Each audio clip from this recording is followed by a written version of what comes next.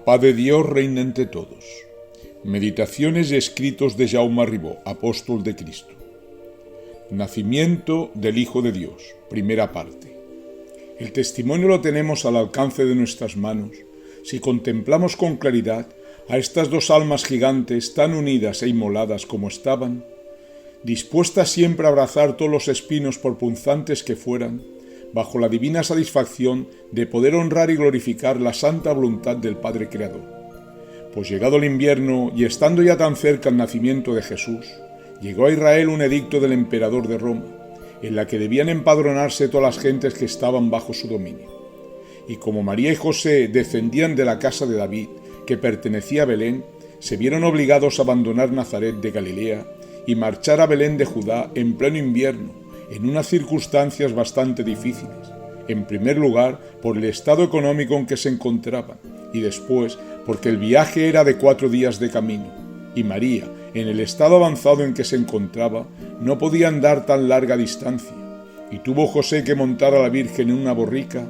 juntándose luego con los demás grupos que hacían el mismo camino hacia Jerusalén, por la misma causa del empadronamiento. Llegado que fue la Sagrada Familia a la ciudad santa, con gran reverencia visitaron al templo y después se encaminaron para Belén.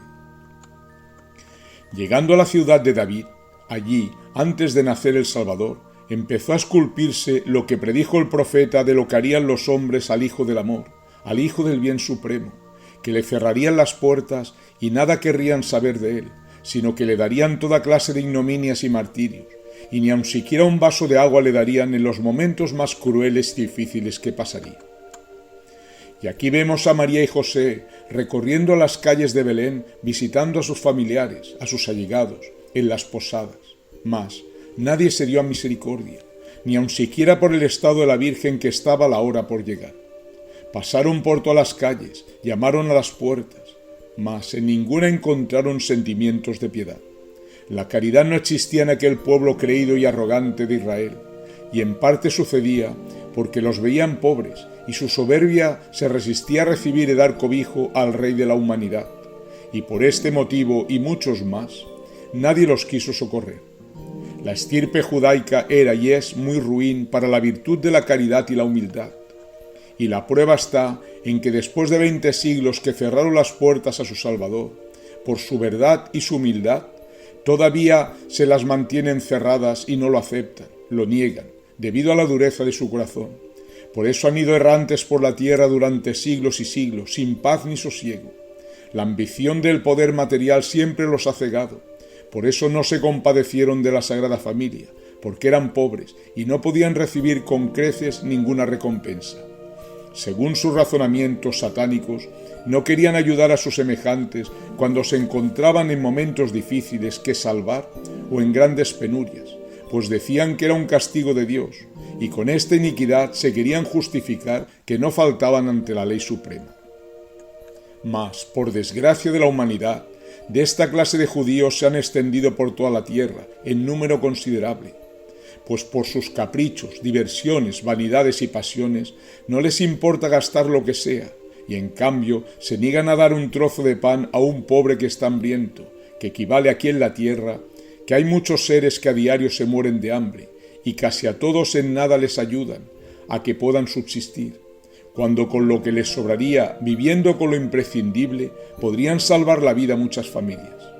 Por tales motivos y muchos más, los judíos ya en aquel ayer le negaron y le cerraron las puertas antes de conocerlo, a aquellos que tanto acusaría, con la razón del Creador, de la mancha tan negra que llevaban sus almas por falta de caridad.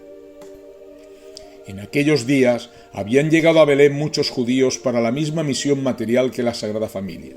pero no obstante, siendo ellos descendientes de ella, los más allegados, debido al estado avanzado de María, bien podrían y debían de haberles cobijado. Pero como sabemos, por la dureza de sus corazones que los tilda Jesús ya de mayor, no fue así. Mas, seguro, que si hubiesen sido personajes de opulencia material, en el primer sitio al que llamaron ya hubiesen encontrado albergue. Así tenía que suceder debido a la maldad del hombre, y con ello nos demuestra que aquel pueblo infiel al Creador no era digno de ser partícipe en sus hogares de la hora más inmensa y sublime que el ser humano pudo contemplar y apreciar, como lo fue el nacimiento del Hijo de Dios en este planeta Tierra. Mas si meditamos con detenimiento y realidad en aquellos momentos críticos que estaban atravesando María y José al llegar a Belén, se llega a la conclusión de que no dejaron de pasar en ciertos momentos lo difícil e imposible que se presenta y parece a veces dentro de la aflicción y penuria humana de la que nadie se escapa, por lo que se reconoce y se vive con toda claridad al meditar estos pasajes que tenía que ser muy triste y de gran sufrimiento para aquellas dos almas santas, llenas de candor y fraternidad, al verse desamparadas de toda protección humana en pleno invierno y sin cobijo de ninguna clase, sabiendo lo que se avecinaba para la Virgen María. Mas ellos, al final, sumisos y obedientes, acataron como siempre la voluntad de Dios, y con gran resignación confiaron sobre todas las cosas en su amor y omnipotencia, pues apartándose de los hombres que ninguna ayuda y protección les quisieron dar, e iluminados y guiados por la luz de lo alto, se fueron a refugiar en un establo a las afueras del pueblo en medio de los animales. Por lo tanto, tal y como sucedió el nacimiento del Rey de la Vida, nadie puede negar que el hombre no fue digno de poder presenciar tal divinidad como lo fue la llegada a este mundo de la virtud y pureza más grande que el hombre jamás podrá imaginar, porque en Jesús estaba reflejada la luz suprema que creó y rige a todo el universo.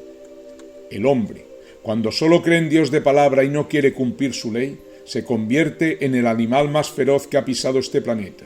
Y de ello nos da testimonio el Hijo de la Razón, cuando al nacer no quiso encontrarse en medio de los hombres, porque la maldad de nuestros corazones hubieran empañado la santa paz que reinaba en aquel establo, cuando el Salvador, en los momentos sagrados de llegar a este mundo, abrió por primera vez los ojos de su inmaculado cuerpo para contemplar las miserias humanas de este suelo.